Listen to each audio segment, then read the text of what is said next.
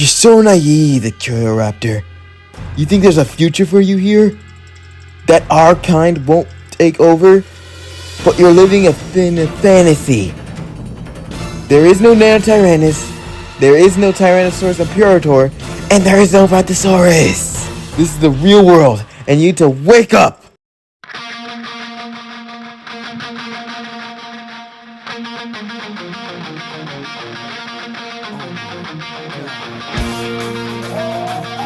You dare challenge Tyrannosaurus Rex?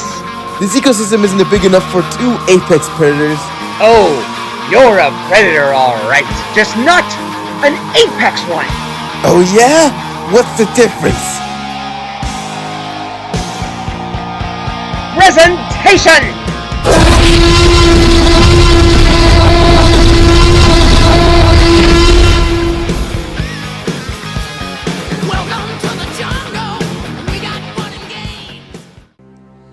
Hello, viewers! Welcome to the start of Can They Survive Season 4. New year, new look, new phone, who dis? We'll be starting off with the concept I came up with when I started my channel, and I've been excited for it ever since. The future predators from Primeval, one of the deadliest fictional animals ever conceived of. The dominant predator across multiple timelines. And the Hell Creek Formation, one of the most famous fossil sites known to humanity, full of well-known dinosaurs like T-Rex and Triceratops calling it home.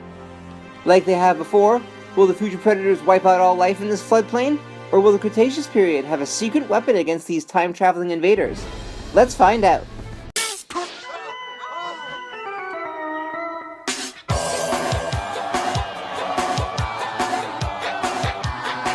Yo, the name is Patrick, the logic is erratic. Potato in a jacket, toys in the attic. I rock and I ramble, my brain is scrambled. Rap like an animal, but I'm a mammal.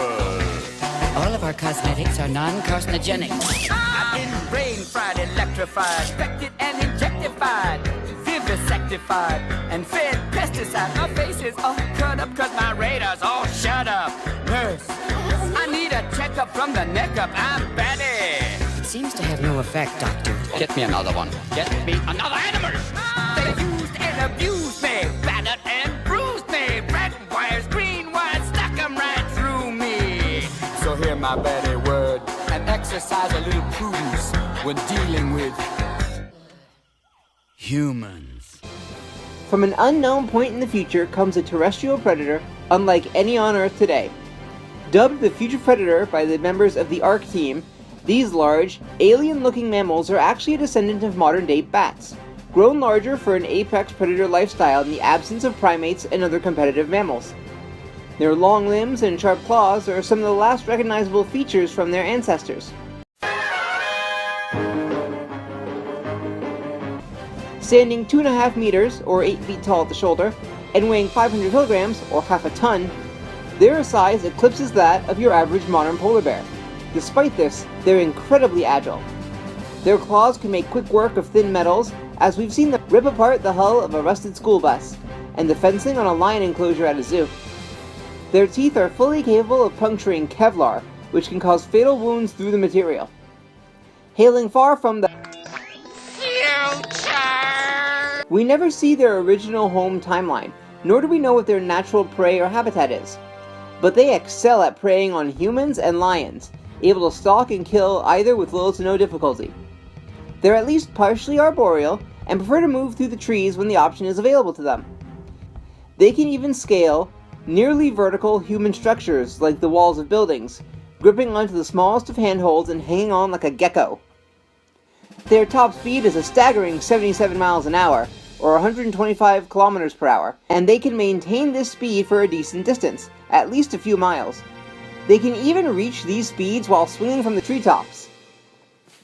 For the record, as I go about discussing their behavior, we'll be primarily looking at examples of future predators from Seasons 1 and 3. These are the closest to their natural wild behaviors, as in Season 2, the future predators are controlled via neural clamp implant on their head, and in Season 5, the future predators are starving and cannibalizing each other in a giant wasteland. Future predators are nearly hairless, And this, coupled with their arboreal lifestyle, hints that their home habitat might have been a tropical rainforest. Though they seem to have no issues being in England, so cooler temperatures don't seem to be a striking issue. Their hunting strategy involves either a pair or pack surrounding a prey animal, then closing in the distance for an ambush, mobbing them. This is made even more effective by their dark gray coloration, useful camouflage in almost any environment. Take a look here. Can you see the future predator? Too late. If you took longer than that, it's already closed the distance and ripped out your throat. It was right here. Should the prey escape the initial attack, another predator is likely to catch it. Their thin frames are just deceptively strong, but even so, they tend to rely more on speed and acrobatics than raw strength. Erratic behavior and lots of sudden movements makes them very hard to hit. While they've never been shown to use coordinated pack hunting tactics like a wolf or a Harris hawk, they do have a great amount of tolerance of others of their own kind, and are often seen living in pairs or in large colonies. When released from their mind control in Season 2, we see that while briefly stressed, a room full of 20 of the creatures never react to each other aggressively. They clearly have no issue being in a large group. Shockingly durable, gunshots fired into their torso or the hump of muscle on their backs are shrugged off. It takes a point-blank shot to the head to kill them effectively. Future predators mate for life, and bonded pairs work together to raise their offspring. A female will give birth to about 6 pups at a time, and will store them in a safe, dark place while she hunts. The male remains near the nest to guard said young. Kills are brought back to the nest and torn open for the young to feast on. Weaning times are unknown, but they seem to convert to a meat diet very quickly. Either they wean in a remarkably short time, or their milk is highly nutritious and the female only needs to nurse the young briefly. Parents are fiercely protective of their young, and will charge headlong into certain death to save them, ignoring anything else in the process. Now, the intelligence of the future predator is somewhat dubious. While promotional material and the creators of the show say that they have human-level intellect, they aren't ever shown actually using it. Sure, they can open doors and have learned to aim-dodge human firearms, but their intelligence may be misinterpreted parental behavior, mobbing behavior, extreme agility, and their echolocation, making it look like they're always 10 steps ahead of you. In terms of problem solving, they tend to rely purely on a kill-on-sight mentality, and they very frequently walk into traps. You know what, Helen? You're not as smart as I thought you were.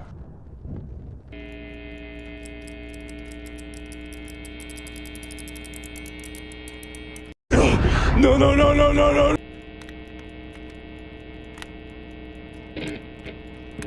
Wait! Wait!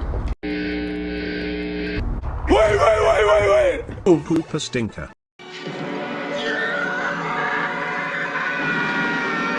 Their eyes have long since atrophied away. The dark circles you can see on its face are actually fused ears, shaped to better focus their primary sense, echolocation. Even a sound as quiet as a human heartbeat is a blaring dinner bell to them. Their echolocation is even precise enough to determine the composition of objects and barriers, as the future predator was seen acknowledging humans behind a one-way mirror and attempting to break through it to get to them. However, this is a double-edged sword. This highly sensitive echolocation makes them vulnerable to sounds. Something as simple as loud rock or metal music from a boombox at max volume caused them active physical distress. Hey, want to hear the most annoying sound in the world? Guys!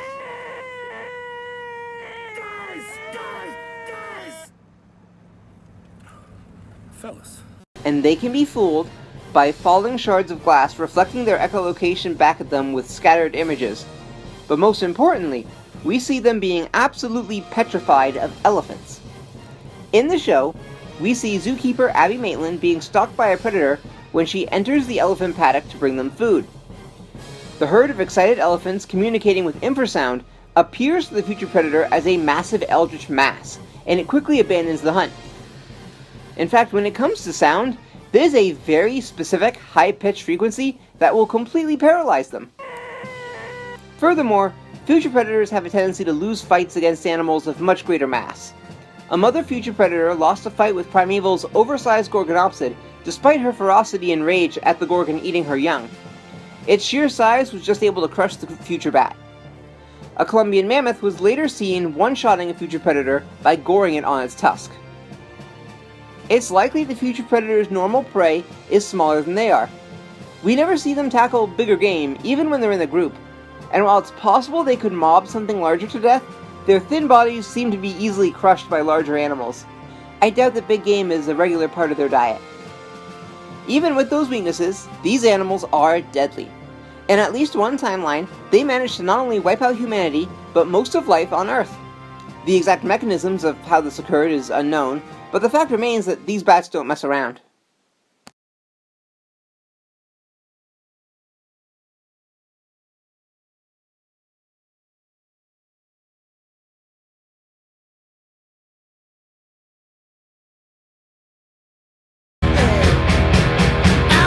Thanks to being the home of T-Rex, the Hell Creek Formation has been very well studied.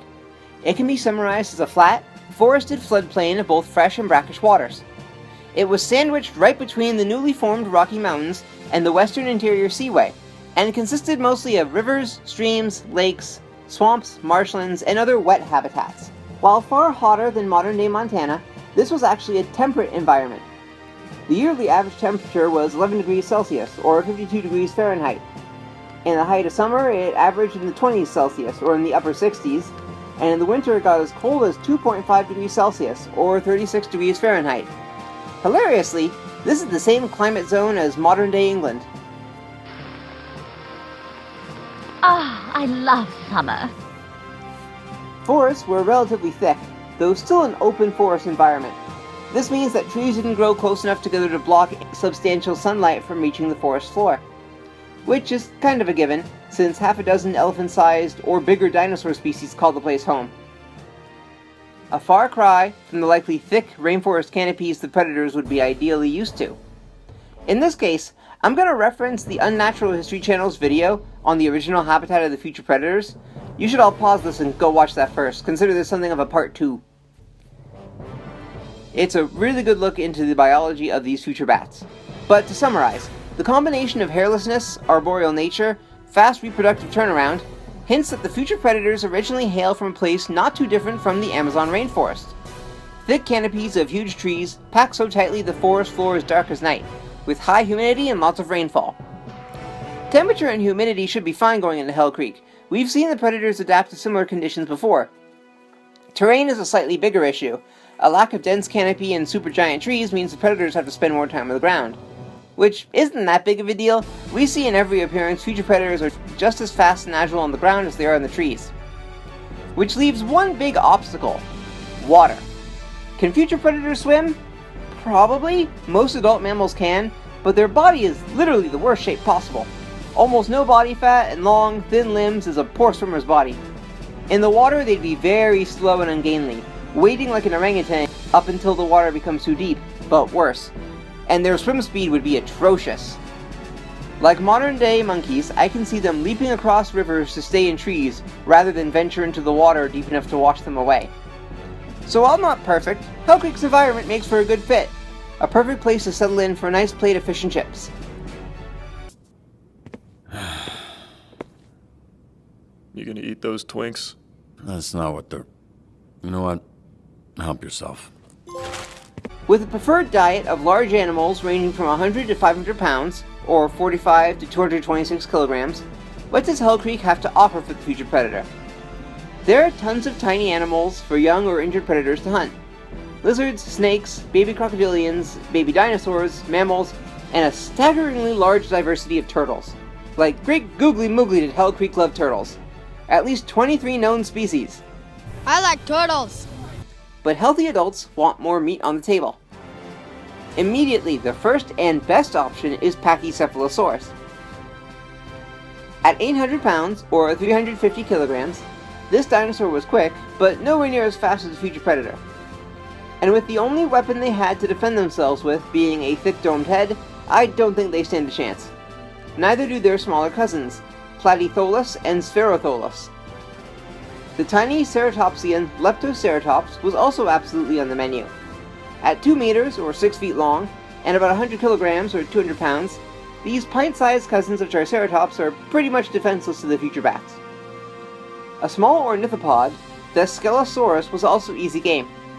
At 400 to 600 pounds, or 200 to 300 kilograms, And only 4 to 4.5 meters, or 12 to 15 feet long, these guys are as much fodder as the first people you see in a Primeval episode, though their burrowing behaviors might keep them safe sometimes. And now for the speed demons, dinosaur equivalents of the Roadrunner. The Ornithomimids Struthiomimus and Ornithomimus itself, both about emu to ostrich size and not fast enough. You're too slow! Both peak at about 45 miles an hour, fast by almost any other standard, barely half the future predator's top speed. And lastly, we have the Oviraptor Eonophron, an ostrich-sized dinosaur that would also be easy prey. Quite a few options. Now let's move on to the less than ideal options. Like I said earlier, we never see future predators kill something larger than themselves.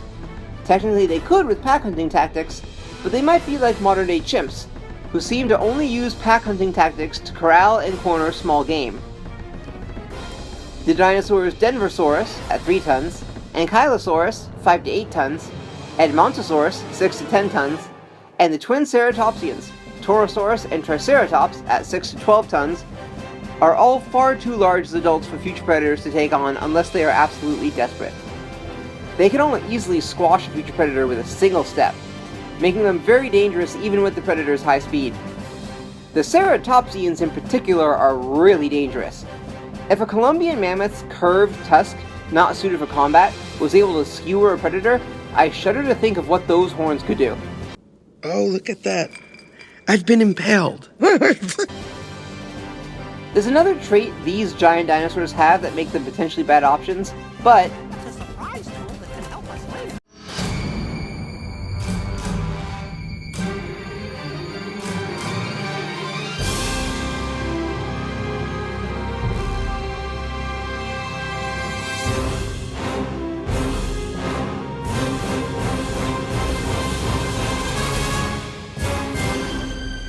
now I am very happy to once again announce that we have a special guest on our channel. Returning from the Hatzegopteryx video, please welcome Creature Archives!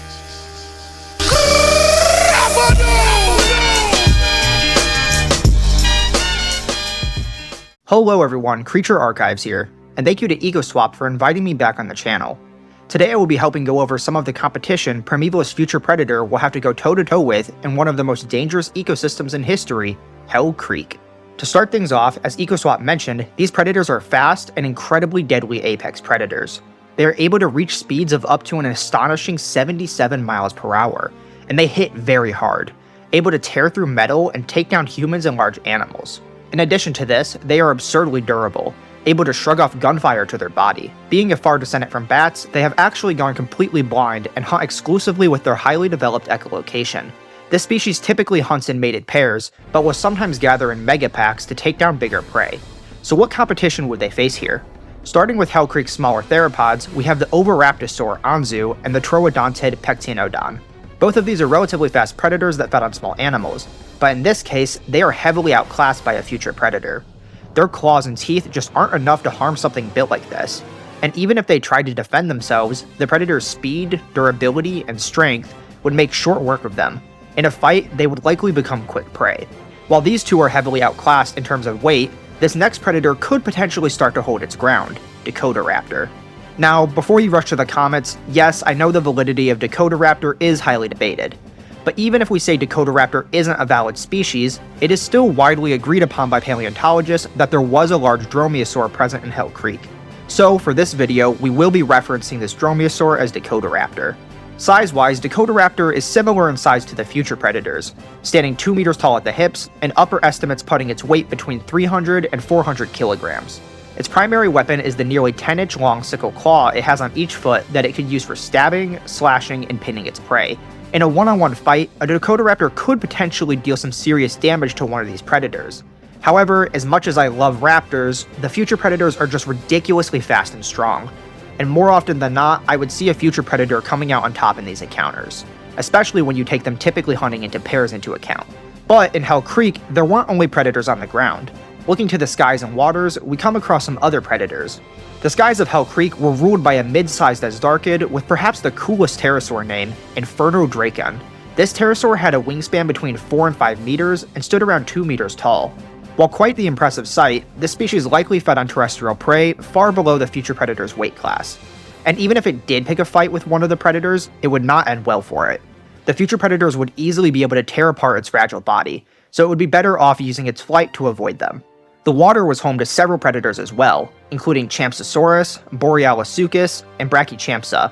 Each of these semi-aquatic predators reached maximum lengths of around 3 meters, which, if they were built for ambushing large terrestrial prey like the Nile crocodile, may have been enough to say they could hunt a future predator coming for a drink. This, however, is simply not the case. Champsosaurus and Borealisuchus both have gharial-like snouts that were hyper-specialized for catching fish, and Brachychampsa had jaws that were specialized for cracking turtle shells. So none of these species would likely attempt to prey on such a large terrestrial predator. Also in the water was the much larger Thoracosaurus that could reach lengths of up to 8 meters. But, once again, it had jaws like a gharial, specialized for catching fish. So it poses no threat to our future predators. So is the future predator completely safe should it venture into the water? Not quite. Recent studies have found that some species of Mosasaurus swam huge distances upriver from the oceans all the way to Hell Creek, very likely feeding on any terrestrial animal that dared enter the water. And these weren't small mosasaurs either. A tooth found in 2022 is estimated to have belonged to a mosasaur that was a staggering 11 meters long. And as we see when a future predator fights Primeval's Gorgonopsid, this species' durability can only take them so far when fighting a larger predator. Now, to be fair, these two predators would likely rarely cross paths. However, if a future predator ever did find itself having to cross a river or body of water, it could very easily find itself prey to a hungry mosasaur. Moving out of the water, we finally reach the top of the terrestrial food chain: Nanotyrannus and Tyrannosaurus rex. Starting with the recently named Nanotyrannus lethaeus.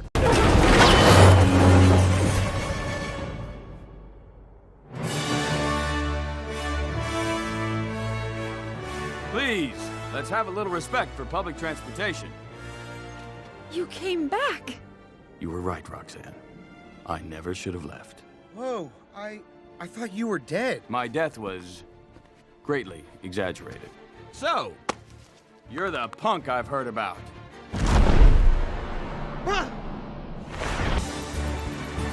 Going somewhere? Besides my belly! This tyrannosaur grew around 7 meters long and weighed up to 1,200 kilograms.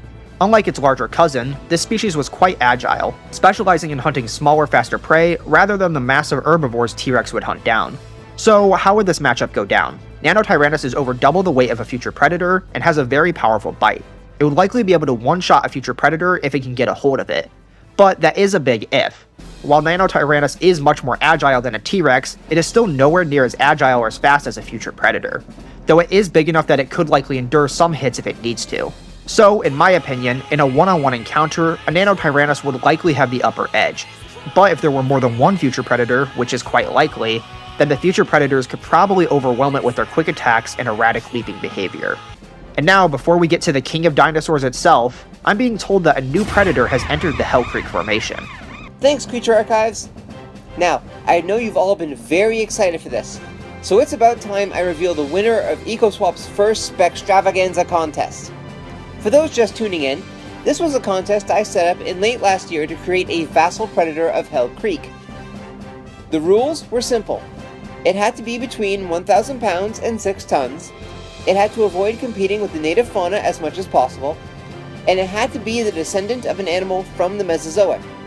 Contestants were tasked with balancing realism with creativity, and tested on their understanding of evolutionary history. I want everyone to know, I had an awful time picking the winner.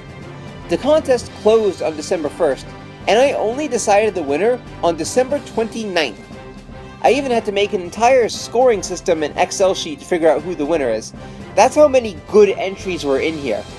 There were at least 5 or 6 animals that definitely could have won this. So, if your entry did not get picked, just know that everyone did an amazing job at this, and I am so thankful to everyone who entered. Now, without further ado, the winner is... La La Land! Wait, what the...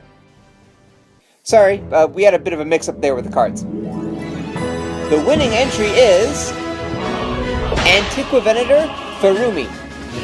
Descended from a basal coelurosaur like Ornitholestes in the Jurassic, its ancestors persevered by being small generalists in the undergrowth. When extinction events eliminated the Allosaurids, Antiquovenator's ancestors got larger, just like the Tyrannosaurs.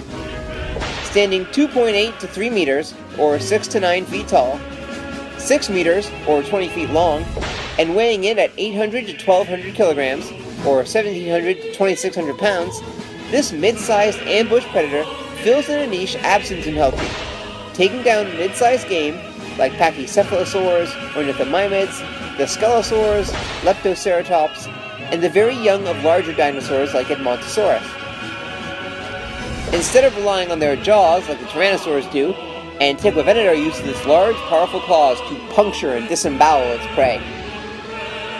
While a lot of factors went into A. Furumi's victory, the biggest contributor was that its creator, Nightmare Spine, created an entirely new family of theropods. Something I hadn't even considered as a possibility when I started this contest. Like, I thought it was going to be impossible for a theropod to impress me, but the fact that they made one with an entirely new family just blew my mind. So how does it handle being a competitor for the future predator? Pretty similarly to what Creature Archive said about Nanotyrannus. This larger animal stands a very good chance at winning the 1v1, especially if those huge claws come into play. But thanks to the speed and strength and potential number advantages, the predators could overwhelm Antiquovenator if it came to it. Now, let's head back to Creature Archives to handle the Tyrant Lizard King. And now that brings us to the Tyrant Lizard King, Tyrannosaurus Rex. Stretching 14 meters long from head to tail and weighing in at up to 9 tons, it should be no surprise that the future predators are a little out of their league here. One bite, or heck even stomp from this apex predator would eviscerate one of these predators. Now, that's not to say that a particularly large pack couldn't deal some serious damage, as they are able to jump quite high and could potentially flank the T-Rex jumping and slashing at its sides with their powerful hooked forelimbs. However, there's one key detail I have yet to mention at this point, and that is that Hell Creek may in fact be this species' personal hell. While yes, they do dominate much of the competition physically, their hyper-specialized hearing gives them a fatal weakness. Loud sounds and certain frequencies are unbearable to them. And in the Cretaceous, well...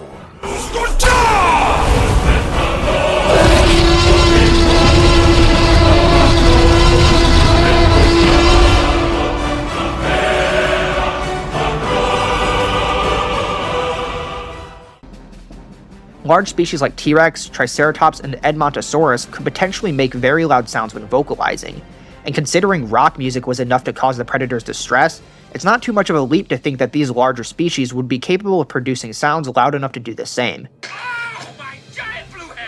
But this, believe it or not, isn't even the biggest issue. In the show, we see that the future predators are scared off by the infrasound communications that elephants use to communicate. And it just so happens that Tyrannosaurus Rex is thought to have done this exact same thing, using infrasound to communicate miles away. This means that fighting a T-Rex is the least of these predators' problems, as anytime they get anywhere even near the vicinity of one of these predators, they're going to be put into great distress and be sent running for the hills. So overall, the future predator dominates much of Hell Creek's smaller and mid-sized competition with ease. And even some of the larger predators would struggle against its speed, strength, and agility, especially when taking into account they hunt in pairs or packs. But the true challenge isn't just raw strength. Massive animals like large herbivores and especially Tyrannosaurus Rex don't just pose a threat in a fight, the infrasound they produce when communicating can radiate for miles, constantly overwhelming the predator's highly specialized echolocation. This would result in these predators being forced to migrate constantly, avoiding large sections of Hell Creek, or even abandoning the ecosystem entirely, simply because their vulnerability to sound would make it impossible to hunt or rest safely while these giants are around. Thanks again to EcoSwap for having me on the channel. Stay curious, everyone, and I'll see you all later. Thank you to Creature Archives for giving us that summary. Just think, all of these animals calling each other, creating a literal landscape of fear to the future bats. Fleeing farther north isn't much of an option, as their hairless bodies won't do well once it gets to the cold of things like the Prince Creek Formation. Fleeing farther south isn't much better. Herds of Alamosaurus, a huge titanosaur, lay just a few hundred miles away, creating a veritable wall that locks them into Hell Creek. So, can they survive here? Yes, but it's not going to be fun or easy. Let's take a look, shall we?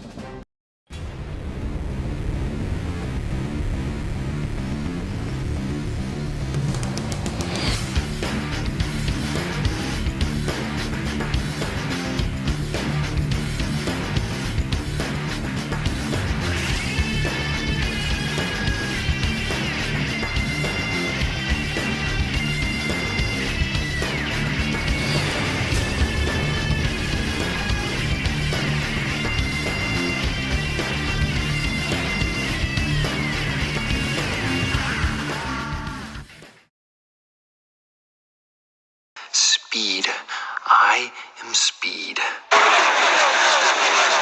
One winner, 42 losers. I eat losers for breakfast. Speed.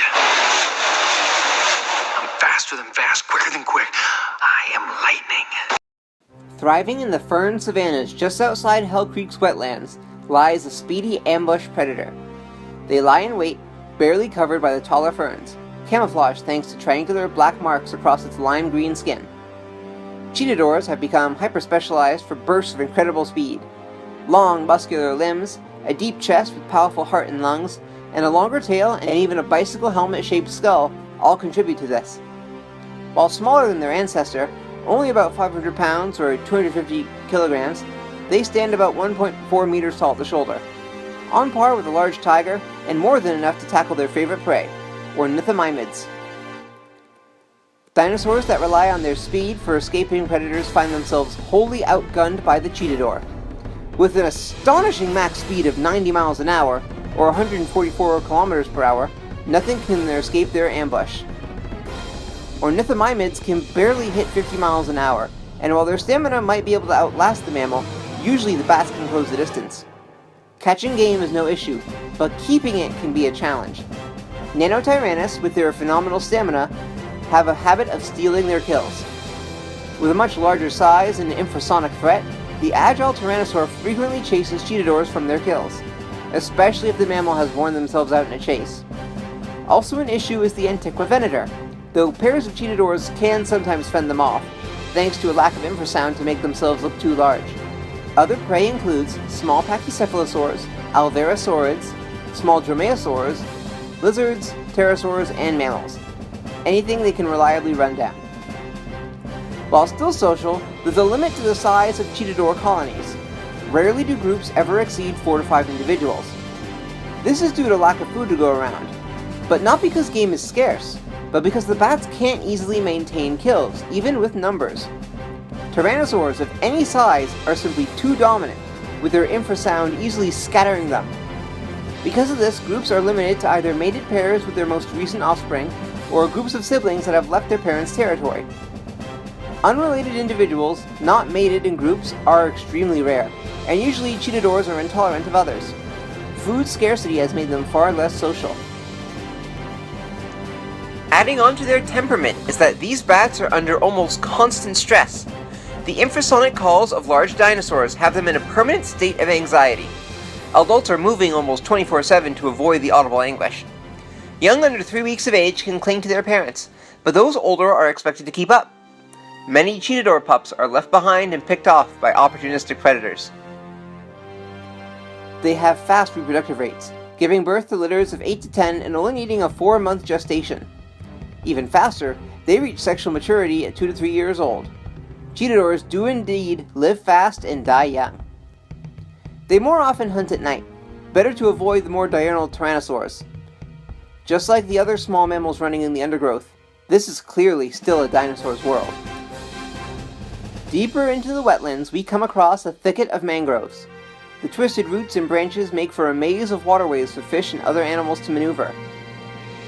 A juvenile sturgeon approaches, looking for an easy meal in the thicket.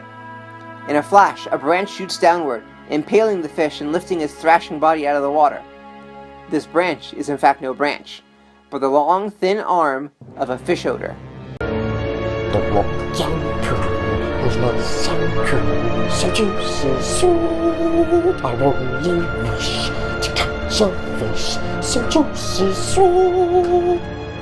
Standing 3.7 meters or 12 feet off the ground, and weighing in at almost a ton, this giraffe-sized bat is an ambush predator of Hell Creek's more overgrown swamps and marshes.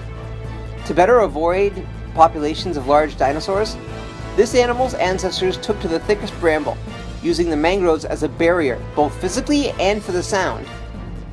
Fishadors, as their name suggests, primarily hunt fish, using their long, incredibly fast arms with sharp claws to snag unsuspecting prey. They'll also take turtles, amphibians, small crocodiles and champsosaurs, and the occasional pterosaur.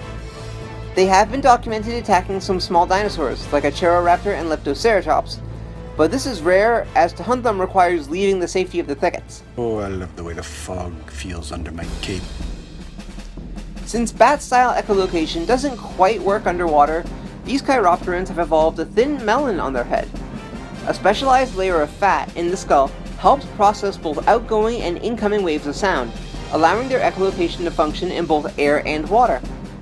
The large sail on their back, a combination of tall vertebrae and muscular hump, is a multi-purpose tool. It's an attachment point for their incredibly strong arm muscles, a fat storage area, and a shade provider that helps lure in fish. Fishadors are masters at patience. They will remain in the same spot motionless for days while waiting for fish to come within striking range. And with arms measuring 8 feet long, they have quite the range.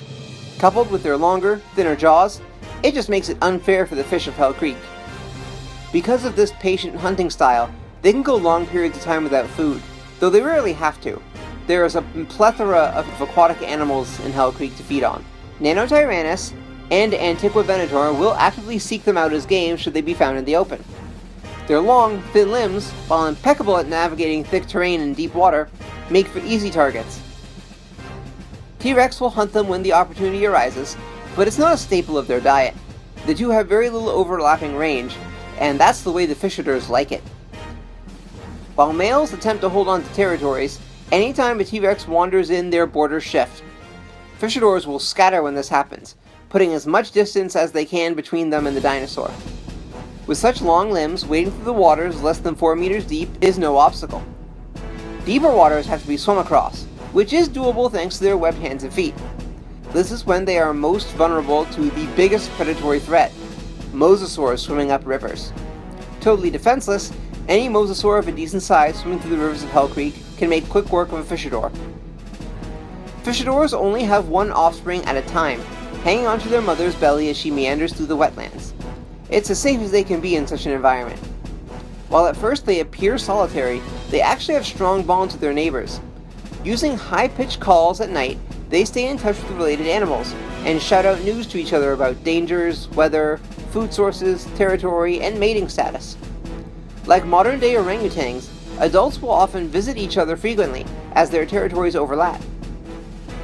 Young will often return to their mothers to reconnect and meet younger siblings. Despite their large size and intensive parental care, these animals rarely live past 10 years old. The intense stress of constantly being on the move and running anytime a tyrannosaur comes within infrasonic earshot keeps their nerves on constant high. Heart problems are very prevalent. Hey, Mr. Fishodor, can I speak to you for a minute in private? Yes, please. These people keep talking to me. On the drier highlands of Hell Creek, during the darkness of night, a lone predator emerges from its burrow. Unlike many others, it is not active at dusk or dawn. Those times are far too loud. Instead, only during the height of blackness does this 2-meter-tall creature feel safe enough to come out. The Burradors, 800 pounds or 360 kilograms of fossorial bat, are descended from a far more agile and active ancestor. Unlike those, Burradors are slow, making careful and calculated steps in the darkness. Their top speed is only a burst of 35 miles an hour, or 56 kilometers per hour, and they cannot maintain it for very long. No, these bats have devoted themselves fully to the role of ambush predator. A trio of unique features have evolved in this lineage to aid in this lifestyle. First was a highly attuned sense of smell. Burradors have fallen back onto their nose when their ears are too overwhelmed, and those have developed a pinpoint accuracy olfactory sense. Their tongue is even forked, with functions similar to a lizard's Jacobson organ. Like their relative, the fishadors, their echolocation has expanded their head to form a melon, though not nearly as large as their fish-eating cousins. And most importantly, the large, ear-like flaps on their heads offer protection from sound-based assaults. These are highly mobile, and can fold over their true ears, forming a tight seal that helps buffer the worst of dinosaurian volume. However, when they do this, this leaves them deaf, or blind, depending on how you see it, or don't. A trade-off to avoid having their brains scrambled. Of all the future predator descendants, this is the only one that commonly lives beyond 10 years, and it's thanks to this trait. Adults have been documented reaching ages of over 50 though 30 is a much more common average. Only at night does this descendant venture into the open, and even then, they prefer times around the new moon, when even moonlight is lessened. Most theropods are diurnal, and to avoid the intense competition, birders do everything they can to avoid peak hunting and calling hours. Prey for the burrosaurs includes Pachycephalosaurus, Thescelosaurus, sleeping ornithomimids and oviraptors, turtles, small crocodiles, and even Denversaurus, surprisingly. As you can see, the burrosaur skulls are much wider, deeper, and thicker than their ancestors, powering a wickedly strong bite more comparable to that of a hyena. Coupled with their armor-piercing teeth, drowsy nodosaurs usually never see their killer coming. In the dawn, day, and dusk, they retreat to deep burrows, ideally ones they can line with stones and moss to help dissipate as much noise as possible. While depth can vary depending on the soil conditions, they tend to range from 10 to 50 feet or 3 to 15 meters down. During the daylight hours, they tightly seal their ear flaps and enter a state of pseudo-torpor, cutting down on disturbances even more. All this being said, their populations are still sparse. Ideal spots for tunnels deep in a wetland are hard to come by, and burrosaurs fight fiercely for the best territories. Because of this, the bats are quite solitary to their own kind, only meeting to mate and raise offspring. Females give birth to 1 to 2 pups, and they will raise them for 15 to 20 years before they're finally independent. Even during ideal hunting conditions, running into a T-Rex is almost certain death for a burrosaur. While they may be able to seal off their ears to protect themselves from infrasound, a deaf burrosaur can't run very far. Pursuit predation of a T-Rex means no distance is truly safe. Both Nanotyrannus and Antiquivenator are capable of hunting them as well, though both consider the bats dangerous game. In a fair fight, the burrosaur can inflict tremendous damage. However, these clever theropods have learned that the bat's claws cannot protect them while deeply asleep in tunnels.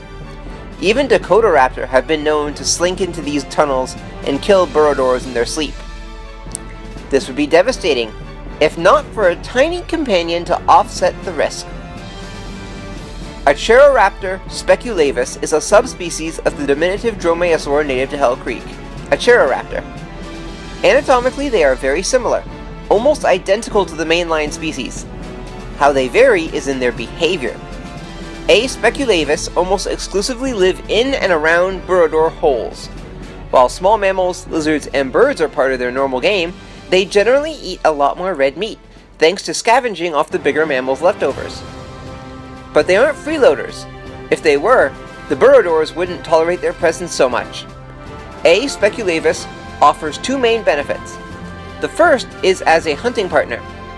With large eyes adapted to the darkness, they can help guide the slower-moving burrosaur to known targets, even chirping once they get near the prey to help the bats lock onto a target. The second benefit is as a roommate. And they were roommates. Oh my god, they were roommates. A. speculavis live in the same burrows, and often play the role of guard dog during daylight hours. Should a predator enter the burrow, this tiny dromaeosaur will scream and bite at the burrosaur's face to wake it up. While that's not always effective, their torpor is quite intense, it certainly improves the odds of survival for both animals, at least when it comes to predation. All 3 of our future predator descendants will come to an end at the KPG extinction event. Despite great speed and senses, they all had to become highly specialized to adapt in the world of dinosaurs. Even the burrosaur's deep tunnels and torpor would not be enough to save it in the coming apocalypse. None left any survivors. Once again, I want to wish a very special thank you to Creature Archives for joining this video. Always glad to have you on the channel. I also want to give a special thanks to Kaiju Kenjamin, who came up with the concept of the burrosaur and Acheroraptor speculavis for this episode. If it wasn't for them, it was only going to be 2 Spec-Evos, as I struggled to come up with any ways these animals could adapt, given the infrasonic capabilities of dinosaurs. As always, a special thank you to the art team.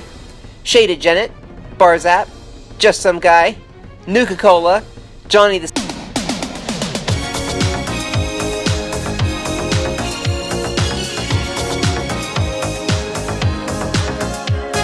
Baldbird, Greenclaw, and Drakeboy. Here are the sources I've used in today's video. and also a list of any additional artwork that we have featured. There was quite a bit. Also, special update! I now have a Patreon! If you want to support my channel, please consider donating. All proceeds go directly to art commissions, production costs, and things like food and rent to keep me alive.